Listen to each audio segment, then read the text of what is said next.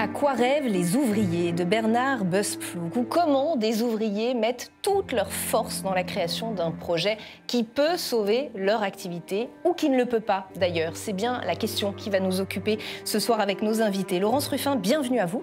Vous êtes vice-présidente de la Confédération Générale des SCOP, présidente d'Almascope, éditeur de logiciels qui a choisi, je crois, dès sa création le statut de société coopérative détenue à 100% par les salariés. Jean-Sébastien Ferjou, bienvenue à vous. Vous êtes fondateur et directeur d'Atlantico, Atlantico qui a publié ce papier intitulé « Comment les difficultés rencontrées par la SCOP des anciens salariés de Fralib illustrent le problème d'une approche sociale de l'économie ». Et ça nous a intéressés. Philippe Moutenay, bienvenue à vous également. Vous êtes directeur des études sociales à l'Institut Rousseau, qui se présente comme un laboratoire d'idées de la reconstruction écologique et républicaine. Et vous êtes notamment l'auteur d'une note intitulée « La gouvernance des entreprises, changer de paradigme ». Xavier Hollands, bienvenue à vous également. Vous êtes docteur en sciences de gestion. Vous enseignez l'entrepreneuriat et la stratégie à l'école de commerce Kedge. Vous avez notamment coécrit avec Émilie Bourlier-Bargue et Bertrand Valiorgue la difficile transition d'une gouvernance privée à une gouvernance démocratique suite à une reprise en SCOP. Merci à tous les quatre d'être avec nous. Avant de parler précisément des SCOP, je voudrais qu'on commence par ce que ce film ne dit pas, n'évoque pas du tout.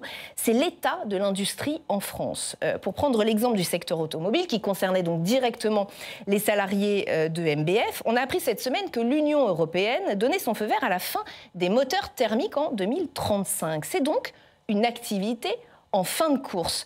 On est quand même, et il faut le dire, Jean-Sébastien Ferjou, dans un moment globalement assez critique pour l'industrie en France. Oui, pas parce qu'il y aurait une fatalité, mais probablement par une succession de mauvaises décisions au niveau macroéconomique. C'est ce qui est à la fois absent, vous le soulignez, et très intéressant dans ce documentaire, c'est qu'il est à hauteur humaine. C'est-à-dire il est à hauteur de ce que les gens, eux, vivent. Et je pense que nous sommes dans un moment, alors ça a toujours été plus ou moins le cas, mais probablement encore plus accentué que ce qu'on a connu dans le passé, un moment où on voit la friction entre, d'un côté, une logique macroéconomique. L'économie, ça dépend, vous le disiez, les décisions sur une filière industrielle comme celle de l'automobile, ça dépend aussi bien d'ailleurs de décisions politiques que d'évolutions technologiques ou d'ailleurs du défi climatique. Et ça, à hauteur d'homme, si vous êtes, vous, dans une entreprise, que vous maîtrisez une technologie en particulier, il n'y a pas grand-chose que vous puissiez faire, si ce n'est voir les choses suffisamment en amont, anticiper, investir, innover. Mais c'est plus facile à dire que ça n'est à exécuter dans le quotidien. Et c'est ça qui est très intéressant là, c'est qu'on voit cette friction et le trouble humain qu'elle ouvre pour les gens qui, justement, à qui ce monde-là échappe. Mais pris dans l'autre sens, c'est très intéressant malgré tout, parce qu'il y a beaucoup de gens qui sont en situation de parler ou de prendre des décisions macroéconomiques et qui finalement ignorent cette réalité humaine-là qui se projette sur des gens, et ça produit des rapports de force politiques. Et même aux États-Unis, dont on dit souvent qu'ils s'adaptent, qui sont une grande économie libérale, etc., ça a été un facteur très lourd dans l'élection de Donald Trump, parce qu'en théorie, on nous explique qu'aux États-Unis, il y a une mobilité du facteur travail. C'est-à-dire que si, je sais pas quoi, une industrie, par exemple l'automobile, justement, à Détroit, est en mauvaise posture, les gens quittent Détroit et vont s'installer dans d'autres villes, et finalement, tout s'équilibre à peu près comme ça. Et on s'est rendu compte que c'était beaucoup moins le cas que ce qu'on croyait. Finalement, il y a des gens, notamment dans les Appalaches, des petites villes industrielles, où les gens restaient parce qu'ils privilégiaient la communauté plutôt que leur destin économique, et que donc la théorie de ce point de vue-là, elle ne s'est pas avérée exactement réelle. Maintenant, après, ça produit des réalités politiques, et du point de vue des gens, qui ont un sentiment d'injustice, il y a aussi leur part de responsabilité de ne pas avoir pris en compte le fait que, oui, le monde change. On en parlera peut-être de leur déni, de ce que j'ai appelé déni, mais vous me direz si vous êtes d'accord, le déni de ces salariés qui se lancent à corps perdu dans la création de cette SCOP. Mais Laurence Ruffin, est-ce qu'il faut tenir compte d'un contexte pour créer une SCOP? Vous leur auriez conseillé à ces salariés de la fonderie MBF de se lancer dans une SCOP malgré ce contexte si difficile? Alors, en fait, la reprise en SCOP, elle est possible quand il y a plusieurs éléments qui sont rassemblés. La première chose, c'est d'avoir un collectif de personnes unies, motivées, avec des compétences. Ça, c'est le premier point. Et évidemment, le deuxième point, c'est d'avoir un marché. C'est-à-dire d'avoir un marché existant, un projet économique viable. Quel que soit finalement le statut, la SCOP n'est pas une réponse à la problématique du marché. Donc là, en l'occurrence, ils sont très dépendants du marché automobile. Ils ont deux principaux clients. Sur un marché avec deux clients qui se retirent, on parle quand même de baisse très, très significative des commandes et d'un marché qui a peu de perspectives. Donc, évidemment, les conditions ne sont pas réunies pour faire un projet de reprise, mais quelle qu'en soit sa forme. D'ailleurs, cette entreprise a été liquidée. Encore un mot, qu'on termine ce tour de table sur ce contexte économique. Il est important, oui ou non, Philippe Moutonnet ? Alors, en effet, c'est un élément important. On voit bien dans le reportage, d'ailleurs, que les deux principaux constructeurs, qui sont les deux principaux clients, en fait, se retirent du projet. Mais je voudrais avoir peut-être une petite vision un peu différente. C'est que je pense que le choix d'une scope est aussi un des éléments qui explique probablement la difficulté de monter le projet. Je pense que, notamment dans la dernière séquence, la quatrième, qui s'intitule « La fin des illusions », le salarié qui est un peu celui qui prend en charge le montage du projet industriel, fait une réflexion que je trouve très intéressante, c'est qu'il dit « Il ne croyait pas au modèle des scopes ». Ce qui laisse entendre quand même qu'il y a une problématique d'image, il y a un déficit d'image autour de la scope. C'est quand même un a priori négatif. Alors un a priori négatif, en tout cas, c'est vrai, c'est un vrai modèle différent. Il est différent du modèle classique. Il interroge, dans le meilleur des cas. Il est frais peut-être. Il inquiète. Il inquiète, il est un peu méconnu. Il passe pour un modèle archaïque, alors qu'en réalité, il y a un taux de pérennité des scopes qui est intéressant, puisqu'il est de l'ordre de 75%, soit presque 15% de plus que ce qu'on observe dans les entreprises classiques. Et donc, je pense qu'il y a quand même un sujet autour de le regard que l'écosystème porte sur la scope. Cette pérennité sur les entreprises en situation de redressement judiciaire, parce que ce n'est pas la même chose que la pérennité des entreprises dans l'absolu. C'est-à-dire d'entreprises qui sont déjà en situation de difficulté. Et on peut imaginer effectivement que des gens qui connaissent bien leur métier soient parfois mieux armés que des liquidateurs qui sont nommés ou même parfois des investisseurs financiers qui arrivent, qui regardent un dossier, qui ne connaissaient pas le métier. Mais ce n'est pas à comparer dans l'absolu par rapport... Les deux sont vrais, c'est-à-dire que le taux de pérennité de reprise en difficulté est supérieur, mais aussi le taux de pérennité toute entreprise confondue. Vous prenez 5 ans après la création d'une entreprise, qu'elle soit ex nihilo, en transmission, en reprise d'entreprise en difficulté, on est 15 points au-dessus de la moyenne des entreprises. Mais il y a plusieurs raisons qui l'expliquent. Je pense que une des raisons, c'est la continuité de l'équipe, c'est-à-dire l'équipe s'investit davantage, s'engage davantage. Donc clairement, c'est une vraie valeur pour l'entreprise. Il y a une question aussi de la place de la finance dans l'entreprise coopérative. On reviendra peut-être après. On va y revenir, puis je voudrais terminer ce tour de table avec vous, Xavier Hollande. Le contexte économique n'est pas du tout abordé dans ce film, et on peut se demander si ça manque pas un peu. En fait, est-ce que c'est pas aussi la base de... C'est un projet mort-né ? C'est un projet mort-né, en tout cas, on a l'illustration, effectivement, ça a été évoqué par les autres invités, d'un contexte qui est lié à la fois à deux éléments. On a l'illustration de la conséquence ultime d'une industrie mondialisée. Voilà, on est sur la dernière étape, finalement, les derniers fournisseurs d'une industrie qui est mondialisée. Puis, je crois que les chiffres sont importants. Ce qu'il faudrait aussi rappeler, c'est que MBF, dans le projet de reprise en scope, on évoque un chiffre d'affaires de 7 millions. Dans cette industrie-là, on a le plus grand équipementier mondial qui est Bosch, qui pèse 71 milliards, donc 43 milliards uniquement pour l'activité automobile. On a le groupe Stellantis qui représente 180 milliards d'euros de chiffre d'affaires. On a Renault qui plafonne, entre guillemets, à 46 milliards. Et la simple rémunération, par exemple, de Carlos Tavares, le PDG du groupe Stellantis, c'est 23 millions d'euros. Soit, en fait, bien plus, 3 fois plus que le chiffre d'affaires. Donc, on voit bien que là, on a presque l'illustration de ce qu'on pourrait appeler un effet Gulliver, c'est-à-dire d'une petite structure qui est complètement satellisée dans une industrie qui est à la fois très globalisée et mondialisée. Et effectivement, ils en subissent sans doute les conséquences. Et ce qui est assez fascinant dans ce film, c'est qu'on a l'impression que personne parmi les ouvriers ne pense aux difficultés du secteur. On a le sentiment, je le disais tout à l'heure, d'un déni général sur le fait que l'activité est potentiellement déjà morte. Et il y a une séquence qui est frappante, c'est la séquence de présentation du business plan aux clients potentiels. Elle est cruelle de ce point de vue-là parce que les projections faites par les salariés ne correspondent plus à aucune réalité. Écoutez. Dans un marché qui vient de s'effondrer de 30 à 40%. Donc, il faut absolument que vous intégriez dans votre business plan l'impact de la situation où nous vivons. L'aspect conjoncturel lié à votre situation propre et se dire qu'on va partir avec à peu près globalement les mêmes chiffres que ceux qu'il y avait dans la data room. C'est un peu se masquer la réalité du marché. La scène est très très cruelle. Ils se prennent une leçon d'économie, non ? C'est un peu ce qui se passe, Philippe Moutonnet ? Je pense qu'en effet, ils sont partis de l'idée qu'il suffisait d'aligner des chiffres et puis d'en tirer un nombre de salariés pour produire. Et effectivement, ils découvrent au travers de l'échange avec les constructeurs que la réalité est un peu différente. Mais je pense aussi, pardonnez-moi, mais que ça relève aussi d'une...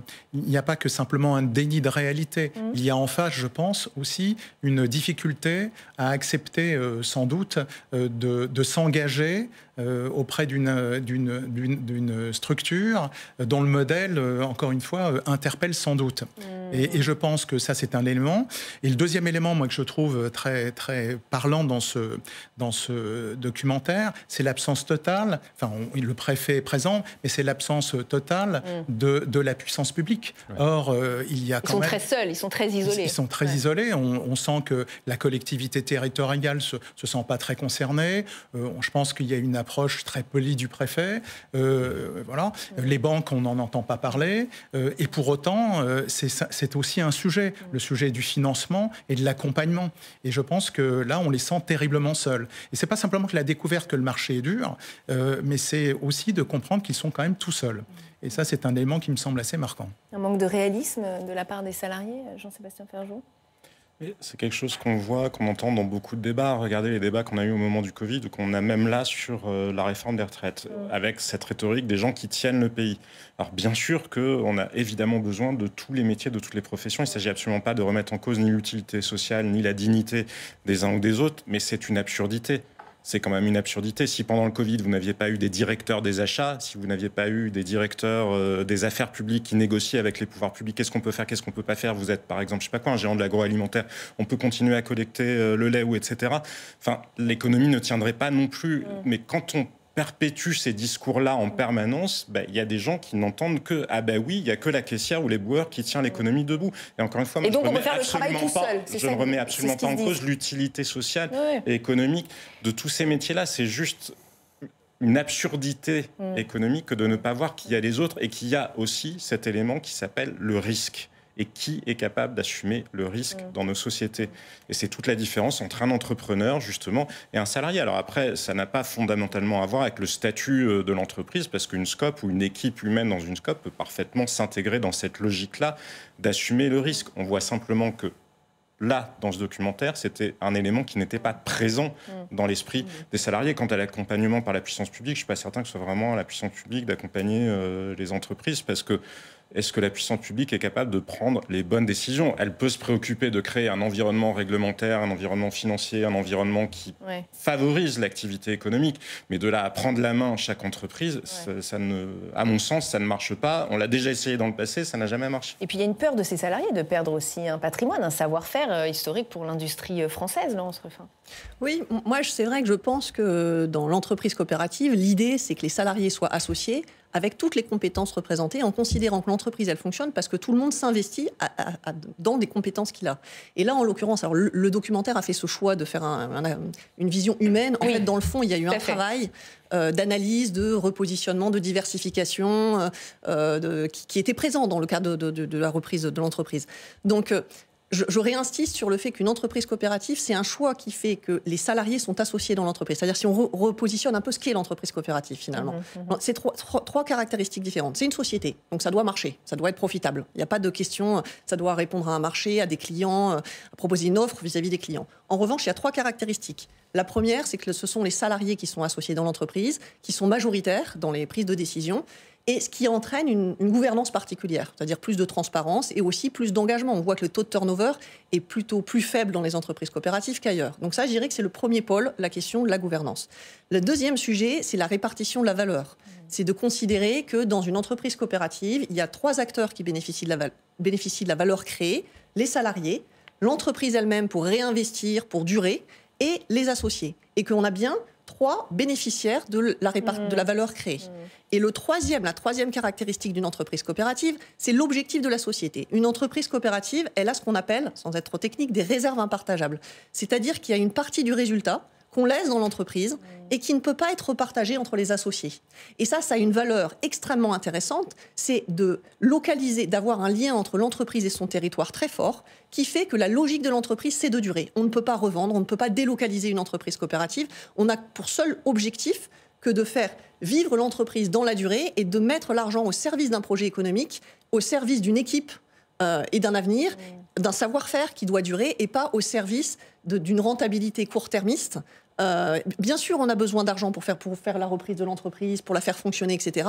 Mais dans une logique d'être au service d'un projet économique. C'est intéressant que vous disiez cela maintenant parce que ça nous amène directement au deuxième extrait que je voudrais vous montrer dans cette émission, parce que ce film interroge effectivement le modèle de la SCOP, entité très encadrée juridiquement, qui redonne, vous l'avez dit, du pouvoir aux salariés sur leur entreprise puisqu'ils en deviennent des associés majoritaires. Alors dit comme ça, et comme vous le dites, ça a l'air relativement simple, sauf que la réalité est bien différente et c'est très bien montré là aussi dans le film, regardez. Je suis un salarié comme les autres. Si je décide d'investir dans la boîte pour ramener le capital, je le mets. Et c'est pas parce que je ramène le capital que je suis patron. Je suis un salarié actionnaire, c'est tout, stop. Le partage le plus équitable, ce serait un tiers pour les salariés. Ah mais ça c'est déjà défini, hein. Il nous l'a expliqué le gars. Un tiers pour l'entreprise et un tiers pour les sociétaires. Alors, tu as un minimum à conserver dans l'entreprise, mais je ne me rappelle plus, il nous l'a dit, j'ai tout noté, mais je ne m'en souviens plus. Mais tu as un minimum, hein, tu ne peux pas distribuer 100% des... Oui. Et après, pareil, tu as un minimum pour le sociétaire et un minimum pour les salariés. Xavier Hollande, c'est touchant, hein, mais on sent que c'est quand même compliqué, le mécanisme d'une SCOP. C'est clair pour personne, on sent un moment de flottement, là, quand même. Hein. Moment de flottement qui, je pense, correspond aussi à cette incertitude, comme on le disait, économique, sur un projet sur lequel, effectivement, aussi, ils repartent avec sans doute une équipe réduite. Et le plus intéressant, je pense que l'extrait le montre très bien, c'est le changement identitaire très profond et le changement de posture que doivent rapidement avoir des salariés qui, jusqu'à présent, étaient habitués à une structure hiérarchique classique dans une entreprise et doivent se repositionner à la fois comme des sauveurs potentiels collectivement, mais aussi comme des patrons collectifs.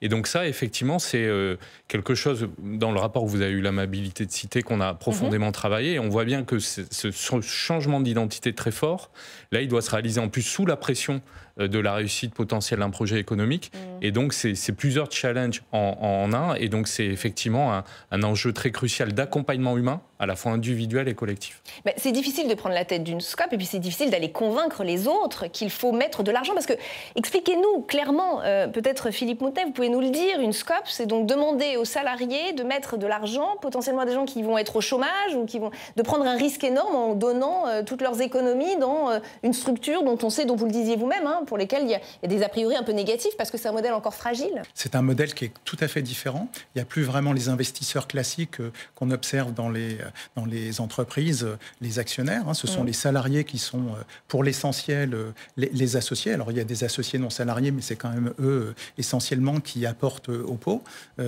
Et ce qui est intéressant, c'est de voir que c'est un modèle assez différent. Et je pense que moi, j'aimerais bien qu'on insiste sur le fait que la SCOP est un modèle alternatif par rapport au modèle classique qu'on connaît, et qu'en fait, c'est un modèle qui marche. Enfin, on peut quand même vraiment dire que c'est une certaine forme de succès. Alors, on ne s'en rend pas compte, bien évidemment. Oui, on a l'exemple d'une SCOP qui ne marche pas. On a l'exemple d'une SCOP qui ne marche pas, parce qu'effectivement, elle est sur un marché particulièrement problématique. Mais il faut savoir que ça marche. Il y a plus de 4000 SCOP. Alors, on a les chiffres, effectivement. Il existe plus de 4000 SCOP en France, qui représentent environ 80 000 salariés. C'est ça. Exactement. On est dans ces ordres de grandeur. Exactement. Alors, c'est à peu près 10 milliards de chiffres. 3 millions d'actifs. Ouais, alors, c'est 10 milliards de chiffre d'affaires, ce qui reste en combiné. Ce qui reste modeste. Mais enfin, c'est quand même un chiffre, une réalité. Mais comme vous le disiez, c'est quand même 80 000 personnes qui sont employées. On a l'effet baguette magique, en fait. Et souvent, la SCOP est appelée comme une ressource au dernier moment. Finalement, on pense à la SCOP au dernier moment, quand on a épuisé d'autres voies de reprise, y compris par un autre industriel ou éventuellement un autre investisseur. Ce qui est un tort ? C'est sans doute un tort. En tout cas, il y a une vraie problématique de culture générale de l'ensemble, finalement, des acteurs qui peuvent intervenir sur ce type de dossier, parce que le modèle est relativement méconnu. Et souvent, on pense à la SCOP en dernier recours. Et donc là, effectivement, c'est compliqué de tirer une leçon, une morale d'un cas qui est assez particulier. Ça a été rappelé autour de ce plateau, dans une industrie qui est problématique. Et donc, effectivement, je pense qu'il faut, ça a été expliqué par Laurence Ruffin, bien distinguer des SCOP qui sont créés sous statut SCOP ou qui vivent leur vie normalement, du cas particulier des reprises de SCOP, notamment pour les entreprises en difficulté, parce que là, on a potentiellement la casse, comme on le voit à la fin du reportage, effectivement, qui est due finalement, quel que soit le statut, en fait, l'entreprise n'aurait sans doute pas survécu à un tel choc. Qui représente un très petit nombre d'entreprises coopératives, j'insisterai. C'est-à-dire, on n'a que 15% des emplois coopératifs qui sont issus de redressement d'entreprises en difficulté. Mais le modèle de la SCOP séduit, il se développe, c'est en train d'augmenter. Ah oui, alors il y a vraiment, je pense qu'on a un changement qui n'est pas encore suffisant, mais dans l'image qu'on a de l'entreprise coopérative. C'est-à-dire qu'il y a une attente de sens dans son travail. On le voit dans les jeunes générations qui ont une vraie appétence sur la question de coopérative. On a une croissance, alors effectivement, mais on a une croissance aujourd'hui de 30% sur les 4 dernières années en emploi coopératif, donc qui est significatif, qui, à la fois, à mon sens, vient répondre à des questions de réindustrialisation, c'est-à-dire la réflexion sur la réindustrialisation quand même, le statut coopératif, à partir du moment où il y a un marché, correspond bien, parce qu'en fait, c'est une bonne manière de travailler sur un territoire, d'aller chercher du savoir-faire, de durer, mais c'est aussi une manière de répondre à la question du travail, parce que c'est un vrai débat aujourd'hui dans nos sociétés, de dire comment on discute du travail, on donne du sens au travail. Et moi, je suis convaincue que le sens au travail ne vient pas uniquement de la qualité de vie au sens... Alors moi, je suis dans le numérique, par exemple, mettre un baby-foot au milieu de la salle de l'entrée. Ça vient du partage du projet d'entreprise, du fait de pouvoir avoir de l'autonomie et de la responsabilité dans ton travail, d'avoir de la transparence, d'être contributif. Du sentiment d'avoir été utile, peut-être. Exactement. Et en fait, c'est cette idée... qui a d'ailleurs été travaillé par des chercheurs de Montpellier, de dire en quoi, dans l'entreprise coopérative, les gens trouvent plus de sens. C'est plus lié à cette question, ce qui est appelé l'empowerment, donc de trouver du sens à travers le fait d'être associé, d'être participatif.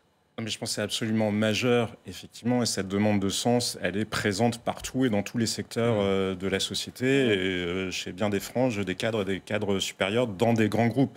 Après, moi, je n'ai rien contre le modèle en soi de la SCOP, mais je pense que ça repose sur des réalités humaines qui sont finalement relativement rares ou difficiles à rassembler. On le disait, ça n'est que 80 000 salariés, à l'échelle de l'économie française, pardon, mais ça n'est rien du tout. Et c'est pas pour minimiser ce modèle. Pourquoi ? Parce que je pense, la scène que vous diffusiez, elle est très intéressante de ce point de vue-là. Le risque, le rapport au risque, le rapport à est-ce que vous mettez votre propre argent. J'ai envie de vous dire, en creux, c'est une scène qui valide le modèle de la spéculation. C'est quoi la spéculation ? Ça a très mauvaise presse, mais c'est quoi ? C'est quelqu'un qui, face à un contexte de risque très important, est quand même capable d'investir de l'argent. Et évidemment, en retour, il attend quand même une rémunération. Alors, ça peut être de la rémunération en termes de sens dans le cas d'une SCOP. Quelqu'un qui met juste son argent parce que c'est un investisseur, c'est plutôt, il attend un retour financier. Et ça, on a tendance à l'évacuer. Et malheureusement, si on tient trop de discours, moi, encore une fois, je ne suis pas du tout contre le modèle, mais ne donnons pas des illusions non plus.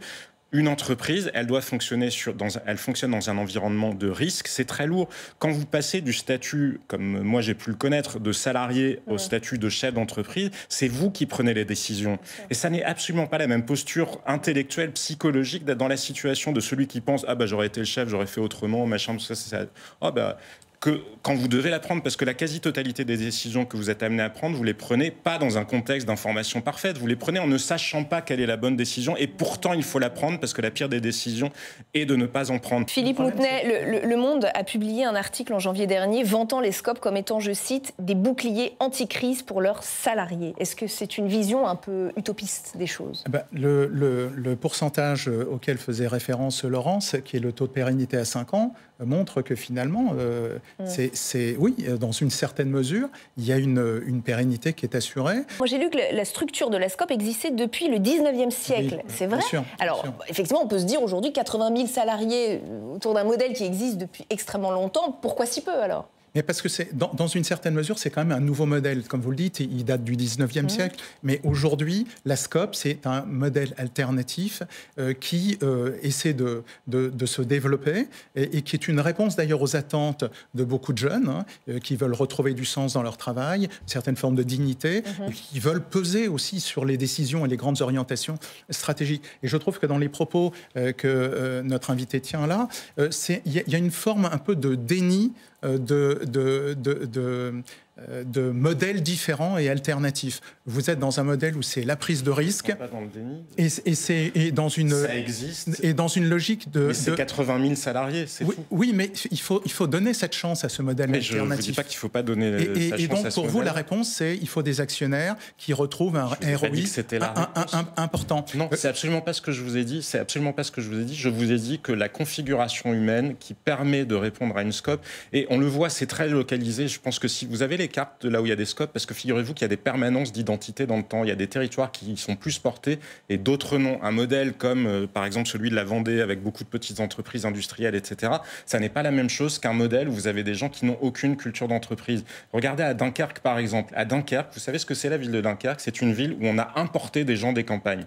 Alors que c'est en Flandre, c'est à la frontière belge. Et bien, à Dunkerque, les gens qu'on a importés des campagnes n'ont aucune culture entrepreneuriale. Ils n'ont même pas l'idée de passer la frontière pour aller travailler de l'autre côté, qui est au plein emploi. Parce que c'est une population qui, culturellement, et il y a des permanences dans le temps, n'étaient pas faites pour ça, alors que la Flandre est une terre profondément entrepreneuriale. C'est pour ça que je vous dis, moi je ne suis absolument pas dans le déni, je vous dis juste que ça ne sera pas, on peut s'en désoler, peu importe, moi je préférerais une économie où justement on prenne en compte la crise de sens. C'est juste une appréciation de la réalité humaine, non seulement française, mais finalement du monde.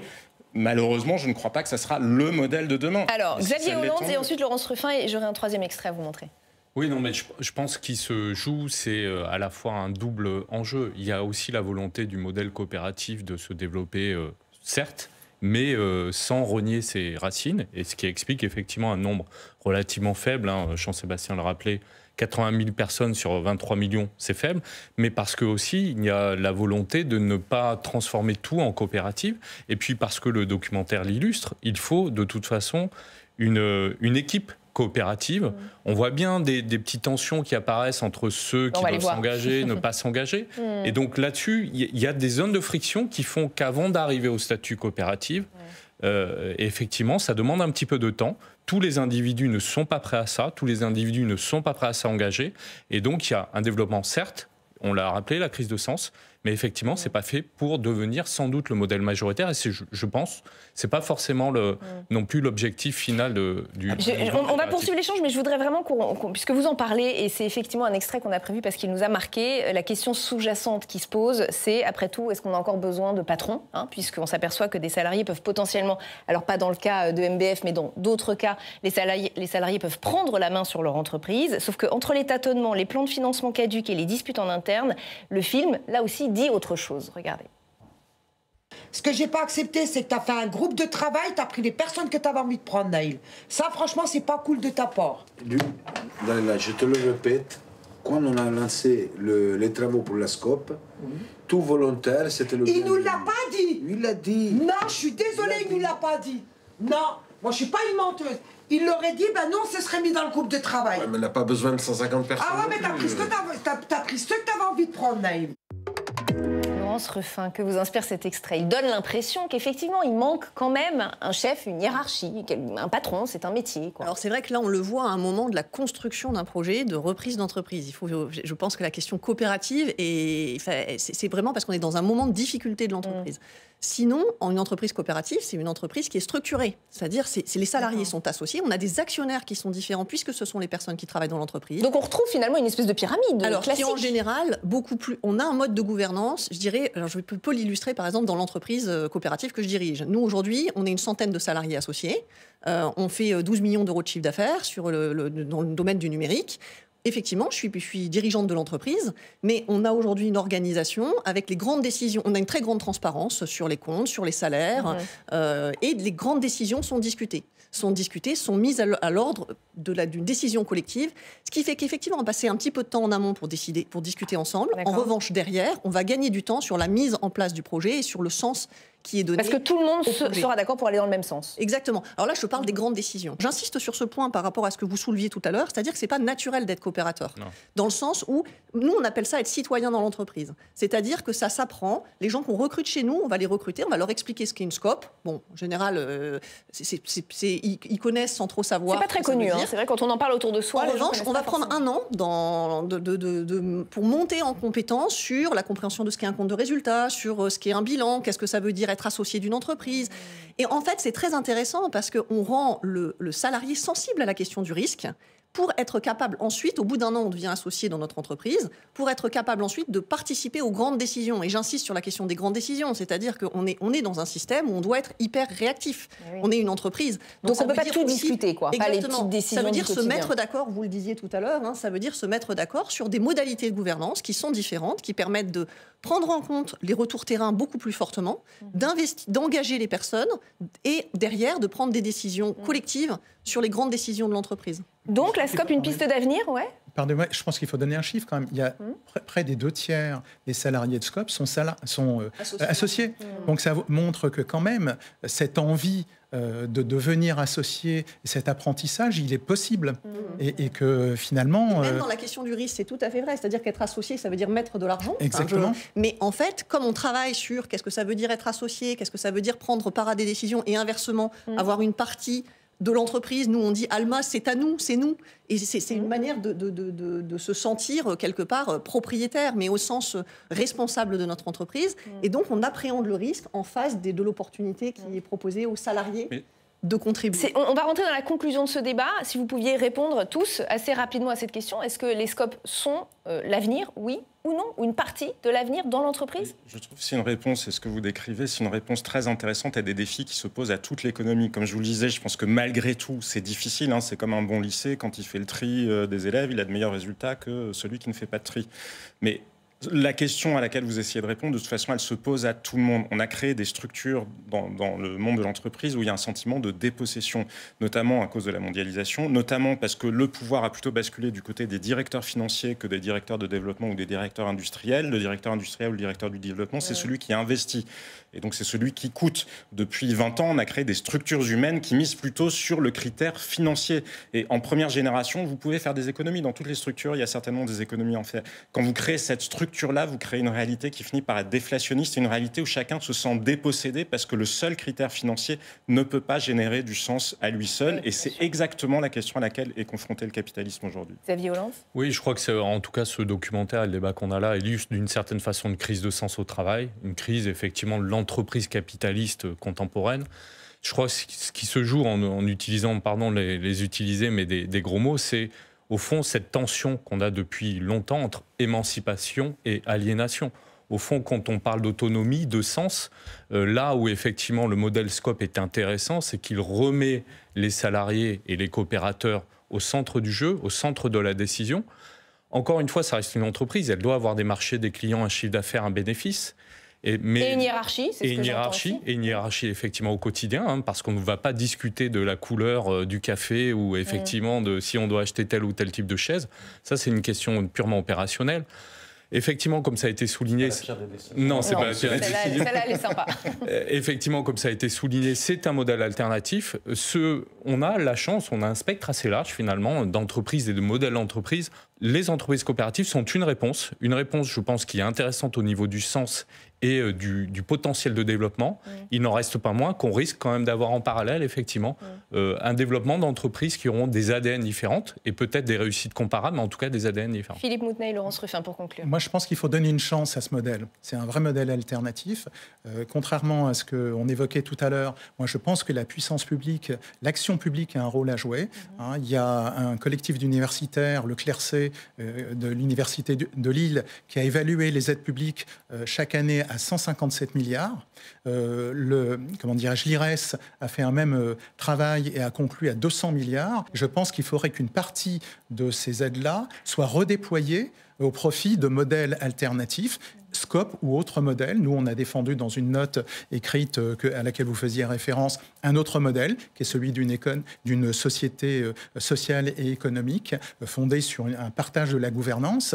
Et je crois beaucoup au fait que pour que ces Scopes grandissent et que ce soit un vrai modèle alternatif, il faut que la puissance publique agisse. L'appel est lancé. Laurence Ruffin, rapidement. Alors, moi, je pense que les scopes ne répondront pas aux problèmes macroéconomiques de délocalisation, qui est quand même sous-jacent dans le film. Oui. En revanche, je pense que le modèle coopératif a de l'avenir et surtout peut inspirer une autre façon de voir l'entreprise, au-delà de la scope en tant que telle, à la fois parce que ça permet de penser l'entreprise dans la durée. La question du long terme, pour moi, est très, très importante, et la question de la place de la finance dans l'entreprise, parce qu'on remet les personnes au centre et que ça répond à une problématique de sens, mais aussi à une manière évidente de voir l'entreprise, qui est de dire que c'est quand même les salariés qui amènent de la valeur et du savoir-faire à ce qu'ils font. Et un dernier sujet qu'on n'a pas traité, mais qui est quand même notre problématique, qui est la question de la transition écologique, et de dire que d'imaginer une entreprise dans le temps long, liée à son territoire, qui travaille, qui voit autrement la durabilité de l'entreprise et ses enjeux, ça sera beaucoup plus facilement traité dans une entreprise coopérative que dans une entreprise qui serait organisée autrement. Et ce sera le mot de la fin. Merci à tous les quatre d'avoir participé à cet échange. Merci à vous de nous avoir suivis comme chaque semaine. À très vite sur Public Sénat.